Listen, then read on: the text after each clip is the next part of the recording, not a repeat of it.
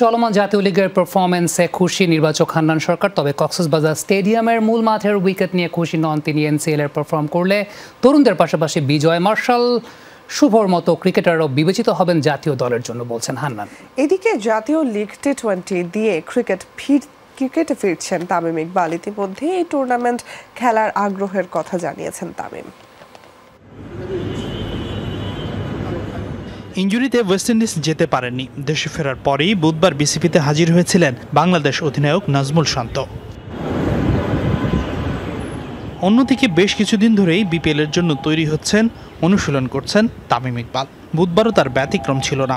অনুশীলন করে ড্রেসিং রুমে ফেরার সময় শান্তর সাথে দেখা হলেও খুব একটা কথা হয়নি জাতীয় দলের সাবেক ও বর্তমান অধিনায়কের। তবে তামিম দ্রুতই ফিরছেন খেলাতে। 11 ডিসেম্বর থেকে সিলেটে শুরু হতে যাওয়া জাতীয় লিগ টি20 দিয়ে ফিরছেন এই ওপেনার। ইতিমধ্যেই বিসিবির কাছে এই টুর্নামেন্ট খেলার ইচ্ছের কথা জানিয়েছেন তিনি। সবকিছু ঠিক থাকলে খেলবেন নিজ বিভাগ চট্টগ্রামের হয়ে। তামিম এনসিএল টি20টা খেলবে, এটা মোটামুটি একটা তার ইচ্ছা পোষণ করেছে এবং সেই জায়গাটায় তার খেলাটা মোটামুটি কনফার্ম আপনি ধরে নিতে পারেন। এদিকে জাতীয় লিগ লঙ্গার ভার্সনের 4 রাউন্ড শেষ হয়েছে।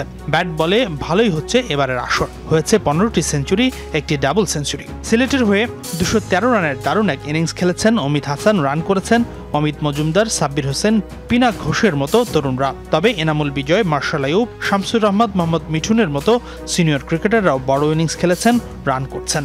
কিন্তু 6 ইনিংসে 1 সেঞ্চুরি সহ মাত্র 158 রান করেই আবারও জাতীয় দলে ডাক পেয়েছেন শাহাদাত হোসেন দীপু। কিন্তু মার্শাল বিজয়রা ধারাবাহিকভাবে রান করলেও ডাক পাচ্ছেন না। নির্বাচক হান্নান সরকার বলছেন, সিনিয়ররা ভালো করলে তারাও আছেন বিবেচনায়। দীপু 4টা টেস্ট খেলেছে, কিছু সময় দলের বাইরে ছিল, একটা 100 করেছে, আবার দলে ইনক্লুড হয়েছে। বয়সটা আসলে কিন্তু মুখ্য না, তার ফিটনেস এবং তার পারফরমেন্স যদি ভালো থাকে তাহলে অবশ্যই সে যে কোনো সময় কনসিডার করা যেতে পারে।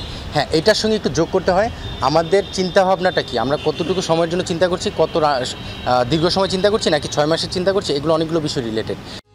এদিকে এবার জাতীয় লিগের সবচেয়ে খারাপ পারফর্ম করছে বরিশাল বিভাগ। 4 ম্যাচে হেরেছে 3টি। মাত্র 77 রানে অল আউট হয়েও সমালোচিত হয়েছে দলটি। নির্বাচক হান্নান সরকার বলছেন, অন্য বিভাগ থেকে ভালো ক্রিকেটার দিয়েও মিলছে না সাফল্য। তবে বরিশালের খারাপ করার পেছনে কক্সবাজার মূল মাঠের উইকেটের দায়ও দেখছেন তিনি। বরিশালের পারফরমেন্স যদি আলাদা করে বলতে হন, তাদের আমার কাছে মনে হয় যে তাদের ব্যাটসম্যানদের কোয়ালিটির জায়গা থেকে তারা অন্য দলের বেশ কিছু ব্যাটসম্যানদের সঙ্গে কম্পেয়ার করলে পিছিয়ে রয়েছে। সো এটা একটা আমাদের জন্য অবশ্যই কনসার্ন যে বরিশাল টিমটাকে আরও বেটার করার জন্য কী করা যেতে পারে।